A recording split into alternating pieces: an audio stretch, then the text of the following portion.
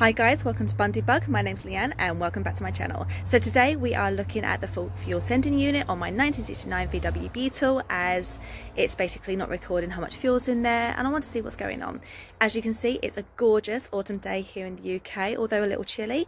It's the perfect time to really get under the bonnet and see what's going on. Let's have a look. Okay guys, so here is my fuel sending unit that I received from Bug in the post. It pretty much came as seen on the box. As you can see, I've got the shipping details there. I did originally get it out just to make sure that everything was okay with it. Obviously I did want to make sure that it was broken in transit, so I just wanted to make sure that we were all good. Excuse the pumpkin, it is Halloween tomorrow, so I will be carving that later on today.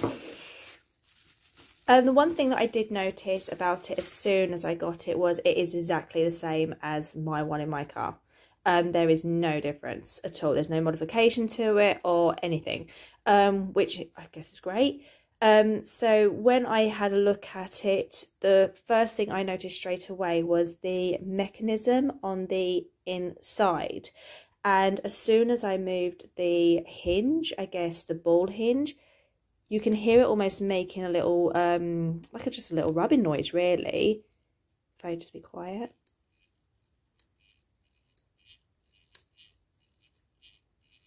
I guess this is where obviously the gauge, the lever goes up. It tells you how much fuel's in the tank. Upon looking at my old fuel sending unit, because I did check it to make sure that I get the right one, there wasn't, that dial just didn't even touch at all. There was no noise, so from what I can suspect, I reckon it just completely burnt out because it was old. So I'm going to go and fit this now and see if it finally works.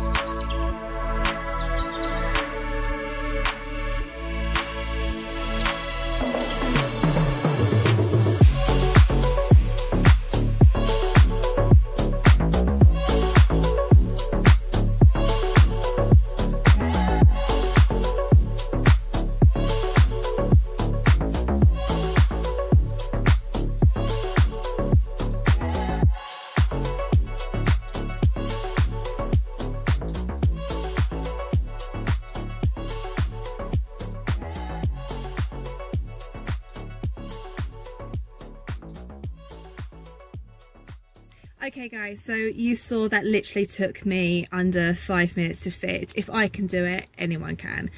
The main thing to do now is to see if it actually worked and to see if my fuel gauge is now working and registering how much fuel I've got in.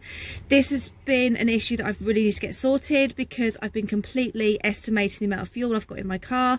Most people know how many miles per gallon they get. I haven't even worked that one out yet, so I was gauging it by how much smell of petrol I was getting from my car when I went round corners.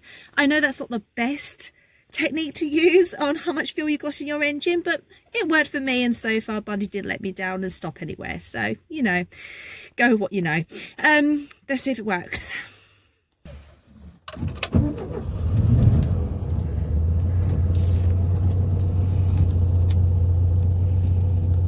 Oh, that's not good. It's not working. So as you saw, things didn't exactly go to plan. So my next step was to see where the main issue was. The only way I was going to do that was to do a few tests. So the main thing was to use a multimeter and test the continuity with the lead actually going from the full sending unit to the gauge. This came back absolutely fine and working. So that ticked one thing off the list at least. So then I was a bit like, okay, so let's check the power and the gauge and see if that's receiving anything. It should be receiving about 12 volts.